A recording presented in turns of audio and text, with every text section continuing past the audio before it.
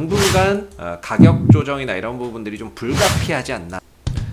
안녕하세요. 오늘도 홈센터홀딩스 한번 살펴보겠습니다. 좋아요와 구독도 한번 부탁드리겠고요. 항상 참고 영상으로 바라봐 주시면 감사하겠습니다. 오늘 7%의 하락 흐름들을 보여주고 있는 모습이고요. 최근에 주가의 급등은 홍준표 수혜주로서 분류가 되면서 급등이 나왔습니다. 이렇게 급등이 나왔던 부분이죠. 근데 오늘 이제 7% 넘는 하락을 보여주고 있고, 홈센터 홀딩스 뿐만 아니라 한국선제, 그 다음 DSR 이런 종목들이 대다수 다 급락 흐름들을 보이고 있습니다.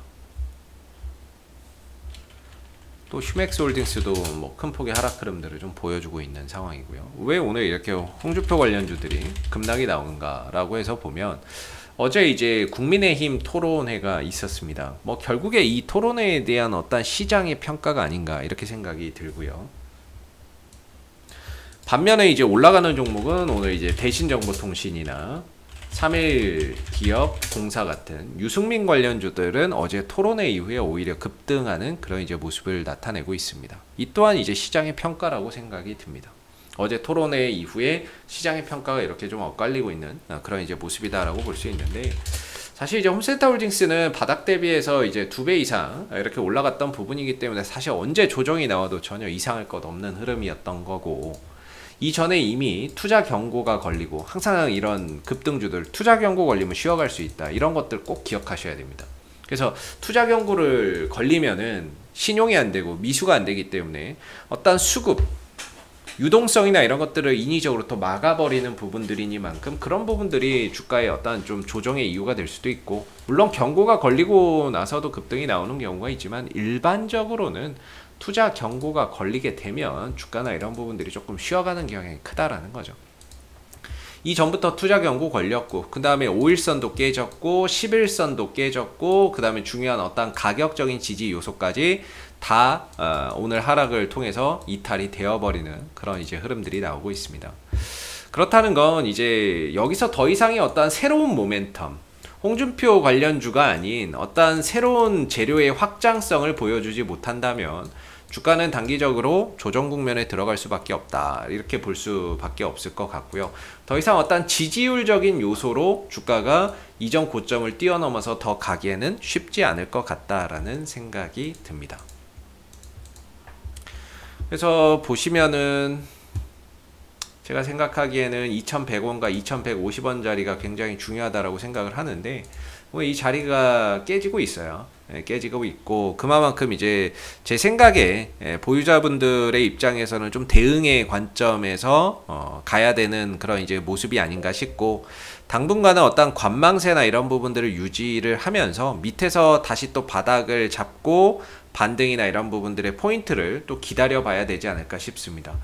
주가는 사실 좀 빠지고는 있지만 어떤 거래량적인 요소에 있어서는 제가 봤을 때 수급의 이탈은 보이지는 않거든요. 그렇기 때문에 가격 조정 이후에 또는 기간 조정 이후에 어느 정도 밑에서 또 바닥을 잡으면 자연스럽게 또 반등이나 이런 부분들이 출현될 수 있는 가능성은 충분히 있다, 이렇게 보는데, 당분간 가격 조정이나 이런 부분들이 좀 불가피하지 않나 라는 생각이 듭니다. 그만큼 이제 신규 매수나 이런 부분들도 좀 주의해야 될 수 있고, 좀 관망세를 유지하면서 차후에 바닥이 잡히고 투자 경고가 풀리는 그런 이제 모습들을 좀 보면서 어떤 반등을 기약해 봐야 되는 상황인 거죠.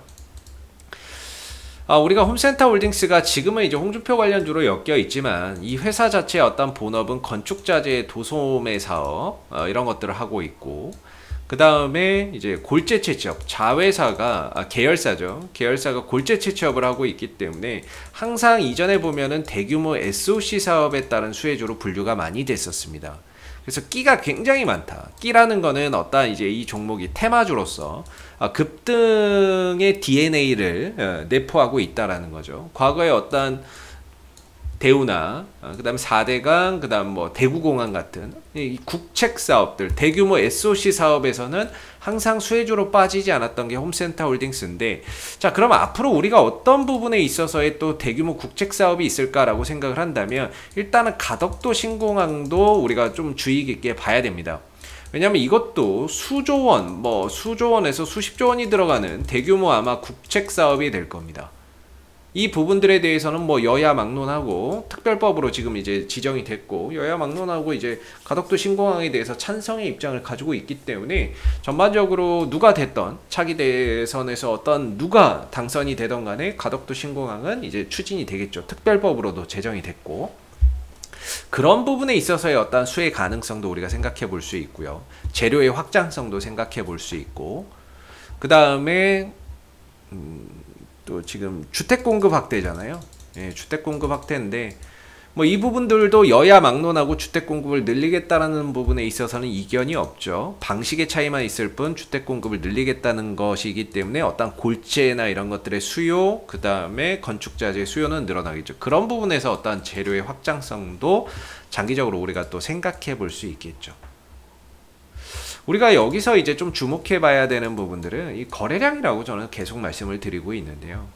홈센터 홀딩스의 어떤 이제 거래량이나 이런 부분들이 역대급 거래량이 터지는 모습이었습니다. 그리고 나서 최근에는 좀 꺾이고 있지만 이번 상승이 한 2,500원 정도까지 올라오면서 굉장히 매물, 악성 매물이 많이 쌓여 있는 이 구간까지 시세를 준 거죠. 그래서 이 상승을 통해서 이전에 물려있는 물량들까지 해서 한 번 정도의 어떤 손바뀜이 이번의 흐름에서 나타나지 않았나. 어떤 손바뀜 현상이 나타났다라고 보고 있고 그리고 주가가 조정은 나오고 있지만 어떤 거래량적인 요소에서의 음봉이나 이런 것들이 크게 터져 나오는 모습은 없기 때문에 실질적으로 주가의 조정이 나오고 있지만 조정 이후에 다시 또 추후에 올라올 수 있는 여지가 충분히 기대해 볼 수 있다 이렇게 생각이 듭니다. 다만 단기적으로는 어떤 5일선과 11선이 깨지고 중요한 지지 구간이 무너졌던 만큼 단기적인 조정은 좀 불가피할 것 같다. 그래서 지금으로서 보유자분들은 좀 대응의 어떤 관점이 필요하지 않을까 싶고 신규나 이런 부분들도 다소 관망세나 이런 부분들을 좀 유지하는 게 좋다. 어느 정도 주가가 바닥을 찍고 안전이라고 하기에는 그렇고 바닥을 찍고 저점을 좀 다지면서 하반 경직성을 보일 때까지는 다소 좀 관망세나 이런 부분들을 유지를 하는 그런 이제 차원에서 좀 지켜보는 게 맞지 않을까 싶습니다. 그래서 뭐 당분간은 조금 홈센터 홀딩스의 주가의 흐름들이 약세 기조로 좀 이어갈 것 같다라는 생각이 들고요. 워낙에 또 급등 주고 끼가 많다 보니까 이렇게 떨어지다가도 중간에 한 번씩 팍팍 튀어오르는 상황들이 올 수 있는데 이걸 예측하기가 어렵습니다. 이거는 이제 앞으로 예측하기가 너무 어려울 것 같고 혹시라도 그런 현상들이 나온다라고 한다면 어떻게 보면은 땡큐하죠. 현금 뭐 어떻게 보면 비중을 좀 줄일 수 있고 현금을 확보할 수 있는 그런 이제 기회로 삼아야 된다라는 거고 쫓아가기에는 조금 쫓아가서는 안 된다 이렇게 생각이 들고요.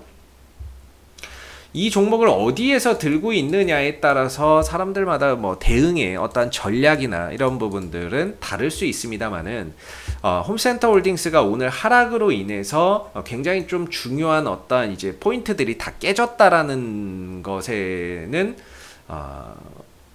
우리가 좀 이견이 없을 것 같고요. 중요한 어떤 포인트나 이런 것들이 좀 다 깨진 것 같아요. 원래 이런 급등주들은 5일선, 11선 깨지면 주가 전체적으로는 이제 쉬어간다 이렇게 보거든요.